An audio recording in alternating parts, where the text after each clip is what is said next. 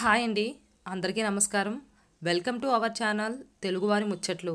ఈరోజు మనం చెప్పుకోబోయే కథ పేరు మరణం బతికింది. రచయిత వెంపల్లి సికిందర్ గారు. జీవే మరణం తథ్యమని అర్థం. కానీ మరణ అనంతరం జీవితం ఉందా? ఆ తరువాత మనం ఏమవుతాం అనే ప్రశ్న ప్రతి వారిలోనూ మిగిలిపోయింది. అందుకే మరణం పైన పెద్ద పెద్ద పరిశోధనలు జరుగుతున్నాయి. చరిత్ర పుటాల్లో ఎంతోమంది సజీవ సమాధిలోకి వెళ్ళి ఎన్నో ప్రయోగాలు కూడా చేశారు.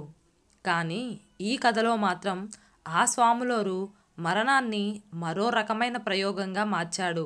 జనానికి సైకలాజికల్ థెరపీ చేస్తాడు. అది ఎలాగంటే, స్కూల్ నుంచి వచ్చి కాళ్ళు చేతులు కడుక్కొని ఇంటి వసారాలో ఉన్న వాలుకుర్చీలో కూర్చున్నాను. సరిగ్గా అప్పుడే పోస్ట్ మ్యాన్ వచ్చి, శివరాం మీరేనా సార్ అన్నాడు. అవును అన్నాను. పార్సిల్ చేతికిచ్చి అక్నాలెడ్జ్మెంట్ రసీదులో సంతకం పెట్టించుకొని పోస్ట్ మ్యాన్ వెళ్ళిపోయాడు. స్వామి చింతలతోట అన్న ఫ్రమ్ అడ్రస్ చూసి స్వామి నుంచి ఉత్తరం వచ్చి ఎన్ని రోజులైంది అనుకుంటూ ఆతృతతో పార్సల్ విప్పి చూశాను. అందంగా ముద్రించిన పుస్తకం కనిపించింది. గాంగేయ గేయాలు అట్టపైనున్న అక్షరాలు చూసి ఎంత బాగుంది అనుకున్నాను. పుస్తకం తెరవగానే ఒక పేజీలో కష్టాలు దుఃఖాలు లేకున్నా జీవితమున కమ్మదనమే లేదు అనే వాక్యం. మరో పేజీలో దుఃఖాలు నాలోనే దిగులుపడినాయి, భావాలు నాలోన గాయాలు బరువై ఉన్నాయి, అవి గేయాలై మీకు తెలపనున్నాయి అనే గేయ భాగాలు నన్ను బాగా ఆకట్టుకున్నాయి. మరో గేయం నా గుండెను కలుక్కుమనిపించింది. పుట్టిననాడు నవ్వినవారు, కని సాకినవారు చచ్చిననాడు ఏడ్చినవారు వారేరి, వారు వీరు కూడా ఈ కాలవాహినిలో కలిసిపోయారే. ఒకరికొకరు ఎవ్వరూ లేరని నమ్మితే నీకు నువ్వే తోడు తప్పదు, ఒకనాడు చక్కని గుంత తోడు. ఆ గేయాల్లోని తాత్వికత నా గుండెను పిండేసింది. నాలో ఏదో సంచలనాన్ని రేకెత్తించింది. గతంలో ఆ ముద్రిత దశలో ఉండగా ఆ రాతపత్రాలు చూసినప్పుడు, దీన్ని ముద్రించండి, మీకు కొంచెం ధన సహాయం చేస్తాను అంటే స్వామి సున్నితంగా తిరస్కరించటం, గంగయ్య గాంగేయ స్వామిగా మారిన విషయం అన్నీ గుర్తుకొచ్చాయి. అతని అసలు పేరు గంగయ్య, ఊరు చింతలతోట. నా కొలీగ్ నారాయణస్వామి ఆ ఊరు వాడే. నేను మొట్టమొదట గంగయ్య గురించి విన్నది ఆ కొలీగ్ ద్వారానే. అమ్మవారికి గంగయ్య గొప్ప భక్తుడని, ఆ ఊళ్ళో వాళ్ళకి తన ఇల్లు తొక్కి వచ్చిన వారికి, ఆ ప్రాంతంలో ఎవరికైనా సరే ఏ కష్టం వచ్చినా తనకు సాధ్యమైనంత మేరకు సాయం చేసి ఆదుకునే వ్యక్తి అని, పైగా ప్రతి ఏటా అతని జయంతి రోజు పాడె మీద ఊరేగి అన్నదానం జరిపిస్తాడని, ఆ వేడుక చూసి తీరాల్సిందేనని నారాయణ చెప్పేవాడు. ఆ గంగయ్యనే ఇప్పుడు అందరూ గాంగేయ స్వామి అని పిలుస్తున్నారని కూడా చెప్పాడు. ఎలాగైనా ఆ గాంగేయ స్వామిని చూసి అతనిపైన ఏదైనా కథ రాయాలి అనుకున్నాను. నారాయణ స్వామికి ఆ విషయమే చెబితే, దానికేం భాగ్యం, పోదాంలే అన్నాడు. కానీ నా ప్రయత్నం ఫలించకముందే నారాయణ స్వామి మరో ఊరికి బదిలీ మీద వెళ్ళిపోయాడు. టీచర్ అన్నాక బదిలీలు తప్పవు కదా. ఆ తరువాత 2 ఏళ్లకి ఫోన్ చేసి, నేనిప్పుడు మా ఊళ్ళోనే ఉన్నాను, గాంగేయ స్వామి జయంతి రేపే అని ముక్తాసరిగా చెప్పి ఫోన్ కట్ చేశాడు. సందేహం లేదు, ఏవో పనుల్లో బిజీగా ఉన్నాడనుకున్నాను. ఈ రూపేణ ఆప్తమిత్రుణ్ణి చాలా కాలం తరువాత కలుసుకోబోతున్నందుకు నా సంతోషం రెట్టింపయింది. చాలా ఏళ్లుగా చూడాలనుకుంటున్న గాంగేయ స్వామి జయంతి వేడుకల్ని చూడబోతున్నందుకు కూడా ఆనందం కలిగింది. ప్రయాణానికి సిద్ధమై బ్యాగ్ భుజాన వేసుకుని చింతలతోట మీదగా వెళ్లే రైలెక్కేశాను. జయంతి రోజు పాడె ఊరేగింపు, శవాన్ని మోసే పాడె మీద గాంగేయ స్వామి ఊరేగింపు జరుగుతుంది. అందరూ దేనికి దూరంగా ఉండాలనుకుంటారో ఆ పాడే ఊరేగింపే. పుట్టినరోజు నాడు ఎవరైనా గుడికి వెళతారు, లేదా పెద్ద ఎత్తున ఉత్సవంలా దేవుడు ఊరేగింపు జరిపిస్తారు. కానీ ఈ గాంగేయ స్వామి పాడే ఊరేగింపేమిటి, పరమ విచిత్రంగా ఉందే అని రైల్లో కూర్చొని తీవ్రంగా ఆలోచిస్తున్నాను. నా ఆలోచనల వేగాన్ని మించిన రీతిలో ఉంది రైలు పరుగు. వచ్చేదే చింతలతోట, పక్కనే ప్రయాణికులెవరో అనుకుంటూ ఉంటే విని నేను సిద్ధమయ్యాను. క్రమంగా రైలు పరుగు తగ్గింది. కుక్ అనే రైలు కోత వినిపించింది. ఆ మరుక్షణమే స్టేషన్ వచ్చింది. రైలు ఆగింది. దిగి స్టేషన్లోంచి బయటపడ్డాను. నారాయణ బైక్ మీద వచ్చాడు. నన్ను రిసీవ్ చేసుకున్నాడు. ఇద్దరం బైక్ మీద బయలుదేరాం. మొదట మెటల్ రోడ్డు, ఆ తరువాత చెరువు కట్ట మీద 3/4 గంట ప్రయాణం. చెరువు కట్టకు ఇటూ అటూ నిండుగా నీళ్లుండడంతో నీళ్ల మీద దూసుకుపోతున్నట్టు చల్లని గాలి వేగంగా వచ్చి మేనిని తాకుతూ హాయిగా నింపుతుంది. కట్ట దిగువన ఏపుగా పెరిగిన జమ్ము పచ్చని పంట పొలాన్ని తలపిస్తుంది. గుంపుగా నీటిలో మునిగి తేలుతున్న నీటికోళ్లు, అక్కడక్కడా నీళ్లలోకి దిగి చేపల కోసం వలలు విసురుతున్న గట్టికి ఆవతల చల్లగాలికి సన్నగా కదులుతున్న పంట పొలాలు, వాటి కావల చింత చెట్ల తోపులు కనిపిస్తున్నాయి. ఊళ్ళోకి చేరుకున్నాక నేరుగా నారాయణ ఇంటికెళ్ళి స్నానం చేసి రెడీ అయ్యాం. టిఫిన్ ముగించి నేను నారాయణ ప్రధాన వీధిలో స్వామి ఇంటివైపు బయలుదేరాం.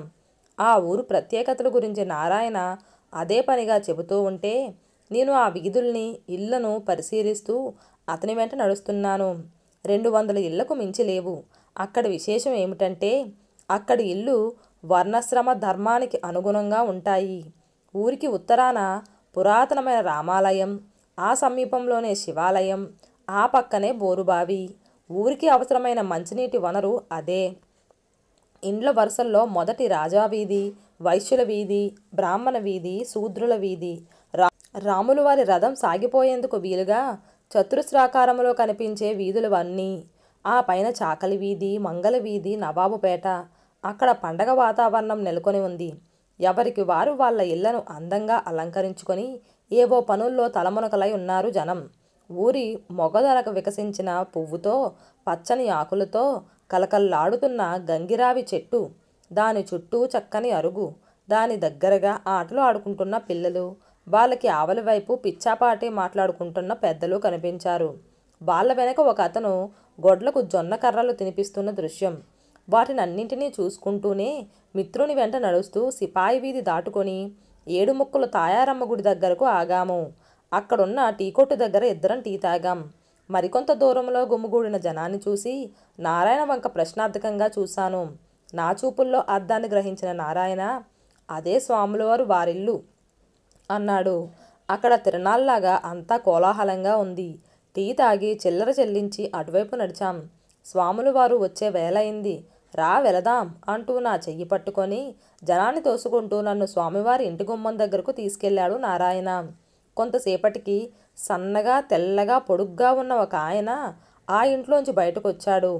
కద్దరు పంచెతో కట్టిన సైకిల్ కట్టు, తెలుపు చొక్కా, దాని మీద జరీ అంచు కండువా మాత్రమే.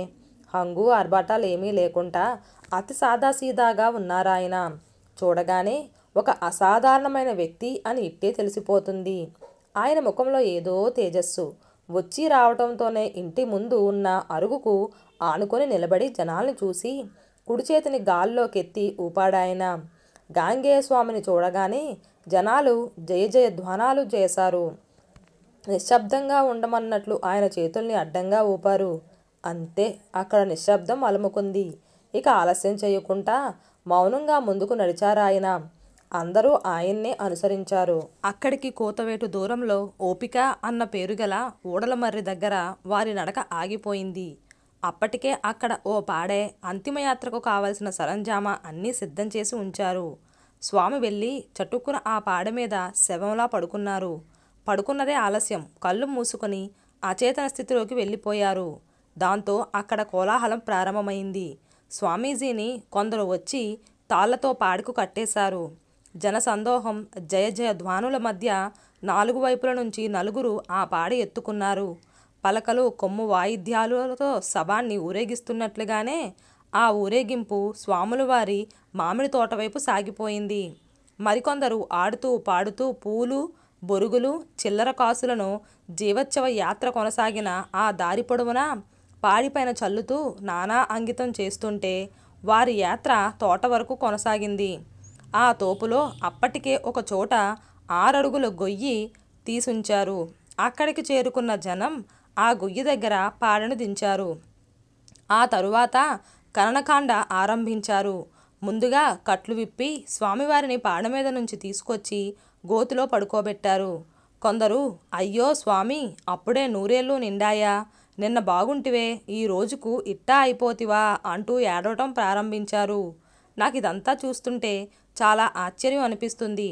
ఆ తరువాత ఏం జరుగుతుందా అనే ఉత్కంఠ నాలో బయలుదేరింది. వాళ్ళ ఏడుపులతో పలకలు కొమ్ములు వాయించడం ఆగిపోయింది. ఆ తరువాత స్వామివారి ఎదపైన వాతబియ్యం పోశారు. ఆ పని పూర్తయిన తరువాత బతుకున్న మనిషికి శవసంస్కారం, జీవమున్న మనిషిని సమాధి చేస్తున్నారు. ప్రాణాలతోనే పూడ్చిపెడుతున్న కర్మకాండ అది. స్వామి పైన గుప్పెళ్ళు గుప్పెళ్ళుగా మన్ను పడుతుంది.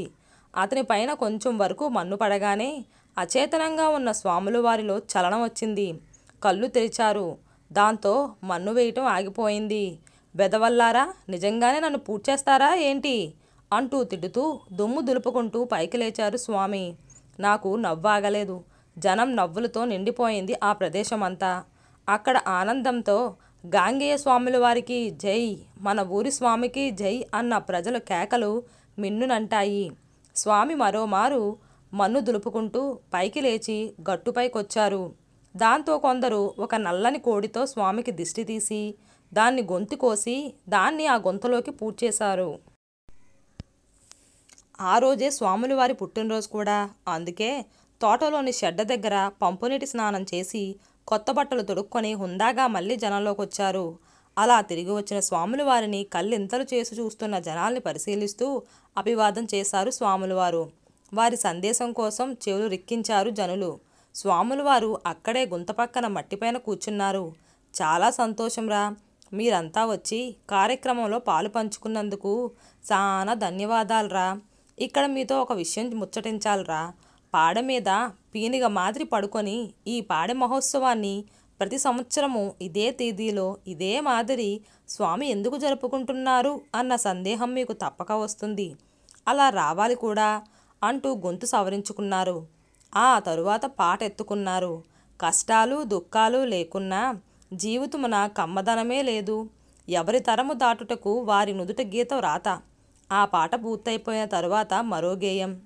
నట్టనడి ఇంటిలో పండేనాడుని నెత్తి దగ్గర దీపము, మండేనాడని చుట్టూ చేరి చుట్టాలు పక్కాలు ఏడ్చేనాడు, బిడ్డలకు నీకు అతుకు తెగిపోయిన నాడు, ఊరు పేరు లేని మరో ఊరెళ్ళిపోయినట్టు, నీళ్లతో నీ కట్టెను నెట్ట నడివీధిలో తడిపేనాడు, కొత్త గుడ్డతో కట్టగడ్డితో నీ కట్టెను చుట్టేనాడు, అయ్యో నోటి మేళాలతో దబదబామని కొట్టుకునే రొమ్ము తాళాలతో నిన్ను సాగనంపేనాడు, పంచభూతాలు తమ తావు చేరిపోయిన నాడు, మట్టి మీద పుట్టిన ఈ దేహం మట్టిలో కలిసిపోయి తిరిగి మరో దేహాన్ని వెతుక్కునేదానికి దారి ఏర్పడిన నాడు, ఎంత మంచిది నాకీనాడు, ఈ నిజం తెలిసిన ఈనాడు ఎంత మంచినాడో ఈనాడు. పాట ఆపి మళ్ళీ మాటల్లోకి దిగిపోయారు స్వామి. ఒరే, పుట్టినోడికి చావు తప్పదు, చచ్చినోడికి మళ్ళా పుట్టక తప్పదు. ఇది చెప్పడానికే ఇదంతా. కాబట్టి బతుకు వెళ్ళదీస్తూ చచ్చేలోపే మంచి పనులు చేస్తే పోతుంది. అంతేగాక చావు భయం కూడా పోతుంది. ఆత్మకు స్వేచ్ఛ లభిస్తుంది. మనిషికి పుణ్యం పురుషార్థం దక్కుతుంది. ఈ జన్మలో చేసుకున్న పుణ్యం వల్ల మళ్ళా చావు పుట్టుకలుండవు. బ్రహ్మజ్ఞానం అంటే అదేరా. ఇది తెలుసుకున్న నాడేరా నిజమైన మనిషి, వాడేరా ఋషి. స్వామి సందేశం ముగిసింది. అప్పటికే వచ్చిన వారందరికీ తోటలో విందు ఏర్పాట్లు చేశారు. తోటలో స్వామివారితో పాటు వచ్చిన వారందరూ తృప్తిగా విందు ఆరగించారు. ఇలా జయంతిని, ఇలా జనం మధ్య తన పుట్టినరోజు నాడే తన వర్ధంతిని చేసుకుంటూ ఆ వేడుకను కల్లారా చూసుకోవటం, ప్రతి ఏటా ఆనందోత్సాహాలతో ఆ చావు వేడుకలో పాల్గొనటం ఆ స్వామికి, ఈ ఊరి జనానికి ఆనవాయితీ అయిపోయింది. అలా ఆ తంతు ముగిసింది. జనం ఏదో జీవిత సత్యం తెలుసుకున్నాము అన్న తృప్తితో స్వామిని పొగుడుతూ అక్కడి నుంచి వెనుదిరిగారు. ఆ రోజు సాయంత్రం నారాయణ నన్ను స్వామి వాళ్ళ ఇంటికి తీసుకుపోయాడు. ఇంటి ముందున్న అరుగు మీద కూర్చొని ఉన్నారు స్వామి. మమ్మల్ని అదే అరుగుపైన కూర్చోబెట్టి మాతో చాలా ప్రేమగా మాట్లాడారు. మీ పాడోత్సవంలో ఆ గుంత పక్కన కూర్చొని మీరు పాడిన పాట, మీ మాటలు ఎంతో తాత్వికంగా ఉన్నాయండి. నిజమైన బ్రహ్మజ్ఞానాన్ని చిన్న చిన్న మాటల్లో చాలా అద్భుతంగా చెప్పారు. నాకైతే ఒళ్ళు పులకరించింది. ఇలాంటి పాడోత్సవం, తాత్విక బోధన ఎక్కడా జరగదు. అందుకే ఈ పాడోత్సవాన్ని స్వయంగా చూడటానికే ఇక్కడికి వచ్చాను అన్నాను. అంతలో మా స్నేహితుడు మంచి రైతాయ స్వామి అన్నాడు నారాయణ. దాంతో స్వామి ఒక్క క్షణం నా వైపు చూసి ఇంటి లోపలికి వెళ్ళి బాగా బైండ్ చేసి ఉన్న ఒక నోట్స్ తీసి తెచ్చిచ్చారు. ఇవి నేను రాసిన గేయాలు, కవితలు చూడండి అన్నాడు. పుస్తకం మీద గాంగేయ గాయాలు గేయాలు అనే శీర్షిక కనిపించింది. లోపలి పేజీల్లో ఎన్నో గేయాలు. అందులో గుంత పక్కన కూర్చొని స్వామి పాడిన గేయం కూడా అందులోనే ఉంది. దీన్ని ముద్రించండి స్వామి, చాలా బాగున్నాయి గేయాలు, కావాలంటే నేను కొంత డబ్బిస్తాను అన్నాను. ముద్రిస్తానులే నిదానంగా, అయితే ఒకరి రుణంతో నేను పోను అంటూ సున్నితంగా తిరస్కరించారు. ఆ తరువాత చాలాసేపు స్వామితో మాట్లాడి ఆ రాత్రే తిరుగు ప్రయాణమయ్యాను. నేను ఎంతసేపు గమనించలేదు కానీ పుస్తకం చివరి పేజీలోంచి ఒక కవర్ కింద పడింది. ఏమై ఉంటుందబ్బా అనుకుంటూ ఆ కవర్ విప్పాను. అందులో నారాయణ రాసిన ఉత్తరం, దాంతోపాటు ఒక ఫోటో. నా కళ్ళు వేగంగా ఉత్తరాన్ని చదవటం ప్రారంభించాయి. ప్రియమైన మిత్రుడా, గాంగేయ స్వామి చనిపోయి 3 నెలలయ్యింది. అయితే చనిపోయే ముందు నీ సూచన మేరకు తన గేయాలు గాయాలు ముద్రించారు. చనిపోయే ముందు రోజు నీకో పుస్తకం పంపమని చెప్పాడు. ఆయన సమాధి ఫోటో కూడా పంపుతున్నాను. అందులో నీకు రాయటానికి ఏమైనా దొరకొచ్చు. విశేషం ఏమిటంటే పాడోత్సవం రోజునే పాడిపై నుంచి పైకి లేవకుండానే కాలం చెందారు స్వామి. త్వరలో కలుద్దాం. నీ మిత్రుడు నారాయణ. లెటర్ చదివాక ఆ ఫోటో చూశాను. ఆ ఫోటోలో స్వామి సమాధి, దానిపైన ఓ తెల్ల పలకపైన నల్ల అక్షరాలతో చెక్కబడిన తేదీలు, వాటి ముందు రాసిన అక్షరాలు నన్ను బాగా ఆకర్షించాయి. గాంగేయ స్వామి రాక 12-1920, పోక 10-12-2010, రాక ? దాన్ని చూడగానే నా ఆలోచనలు ఎక్కడికో వెళ్ళిపోయాయి. అతని ఫిలాసఫీనే పలకపైనుంది. ఆ అక్షరాలను సంక్షిప్తం చేస్తే రా పో రా. నిజమే, అంతే కదా జీవితం అనుకుంటూ ఆ పుస్తకం వైపు పూజ్య భావంతో చూశాను. ఇప్పుడు ఆ పుస్తకం చాలా విలువైందిగా అనిపించింది నాకు.